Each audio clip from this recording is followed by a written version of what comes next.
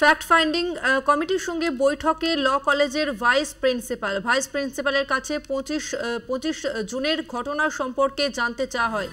ঘটনার পরিপ্রেক্ষিতে কি ব্যবস্থা নেওয়া হয়েছে একাডেমিক স্তরে, অভিযুক্ত মনোজিৎ পাস আউটের পর কিভাবে কলেজে ঢুকত, অস্থায়ী কর্মী হিসেবে কিভাবে নিয়োগ দেয়া হয়, কলেজের নিরাপত্তা ব্যবস্থা নিয়েও জানতে চাওয়া হয়। বহিরাগত প্রবেশ আটকাতে কি ব্যবস্থা আছে, কলেজে কতগুলি সিসিটিভি ক্যামেরা আছে সেই বিষয়েও জানতে চাওয়া হয় ফ্যাক্ট ফাইন্ডিং টিমের পক্ষ থেকে।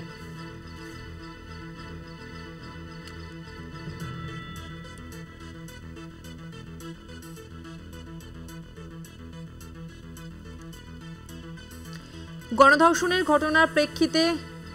অভিযুক্তদের বিরুদ্ধে এখনো পর্যন্ত কি ব্যবস্থা নেওয়া হয়েছে একাডেমিক স্তরে, অভিযুক্ত মনোজিৎ কিভাবে কলেজে পাশ করার পর এন্ট্রি পেত, অস্থায়ী কর্মী হিসেবে কিভাবে নিয়োগ দেওয়া হয়েছিল মনোজিতের বিরুদ্ধে যখন দীর্ঘদিন ধরে একাধিক অভিযোগ রয়েছে কলেজ কর্তৃপক্ষের কাছে, তখন তার বিরুদ্ধে কি ব্যবস্থা নেওয়া হয়েছে, এই সমস্ত প্রশ্ন ফ্যাক্ট ফাইন্ডিং টিমের সদস্যরা তারা জানতে চায়।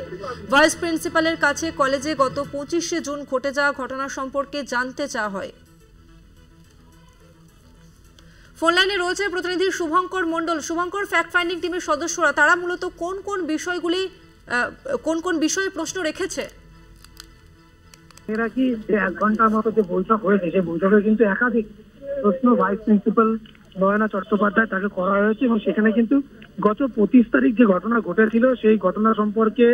তার কাছে জানতে চাওয়া, অর্থাৎ ওই নির্যাতিতা ছাত্রী পুলিশে কমপ্লেন করার পর কর্তৃপক্ষকে কিছু জানিয়েছিলেন কিনা এবং সেই বিষয়ে কি বর্ণনা সে দিয়েছিল, মনোজিতের বিরুদ্ধে কি বলেছিল যাবতীয়টা। শুধু তাই না, এই অভিযুক্ত মনোজিৎ মিশ্র সে কলেজ পাশ করার পর 2022 সালে কি করে তার পরবর্তী সময় কলেজে তার অবাধ প্রবেশ ঘটতো, কি করে সে কলেজের ভেতরে থাকতো বিভিন্ন সময়, এমনকি অনেক রাত পর্যন্ত তাকে কলেজে দেখা যেত ইউনিয়ন রুম দখল করে সেখানে থাকতে, এবং অস্থায়ী কর্মী হিসাবে মনোজিৎ কি করে এই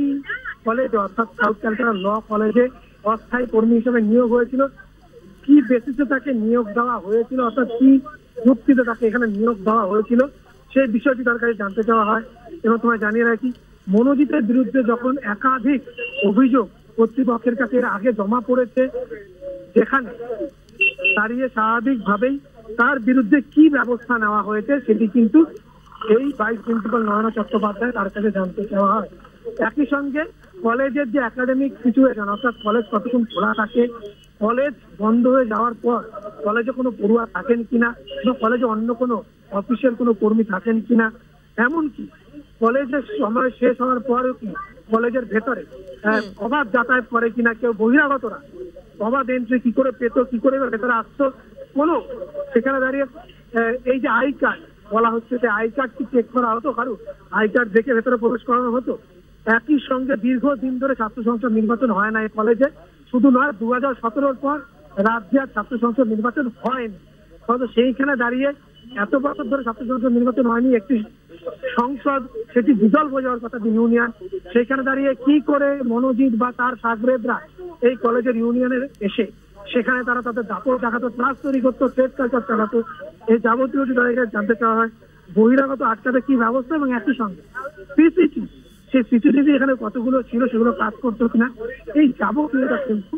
জানতে চাওয়া হয়েছিল নয়না চট্টোপাধ্যায়ের কাছে। তিনি সেই প্রশ্নগুলোর উত্তর দিয়েছেন নিজের মতো করে, এবং এর মধ্যে যেমন মনোজিৎ এবং তার 2 সাগরেদ তাদের বিরুদ্ধে ইতিমধ্যেই গতকাল ম্যানেজমেন্ট কমিটি বা পরিচালন সমিতি বা জিবি গভর্নিং বডি তারা কিন্তু বহিষ্কারের সিদ্ধান্ত নিতে বহিষ্কার করে ফেলেছে, সেটিও ভাইস প্রিন্সিপাল তিনি তুলে ধরেছেন। এবং নিরাপত্তার বিষয়টি তিনি সেটি জানিয়েছেন, নিরাপত্তা কর্মী অত্যন্ত কম রয়েছে কলেজে। এই যে বৈঠক ঘন্টাখানিক পর শেষ হওয়ার পর যখন তারা বেরিয়ে যাচ্ছেন, তখন বৈঠকে থাকা একজন সদস্য তিনি কিন্তু জানান এবং তিনি স্পষ্ট করে জানিয়েছেন যে তারা এই যে তথ্য সেই তথ্য সংগ্রহ করেছে কর্তৃপক্ষের কাছ থেকে, এবং সেই তথ্য তারা বিশ্ববিদ্যালয়ের উপাচার্য শান্তা দত্তর কাছে তুলে ধরবেন, এবং সেই তথ্য কিন্তু তারপর কিন্তু সেই বিষয়গুলো নিয়ে আলোচনা হবে। তার নাম পীযূষ কান্তি পানিগ্রাহী, তিনি ওই ফ্যাক্ট ফাইন্ডিং কমিটি 5 জন সদস্যদের মধ্যে থেকে একজন ছিলেন, যিনি কিন্তু এই তথ্য দিয়ে গিয়েছেন। ধন্যবাদ তোমাকে শুভঙ্কর। কলকাতা বিশ্ববিদ্যালয়ে তৈরি fact finding committee south Kolkata law কলেজের ভাইস প্রিন্সিপাল নয়না চট্টোপাধ্যায়কে নিয়ে বৈঠক করে। এবং বৈঠকে মূলত ভাইস প্রিন্সিপালের কাছে কলেজে গত 25শে জুন ঘটে যাওয়া ঘটনার সম্পর্কে জানতে চাওয়া হয়।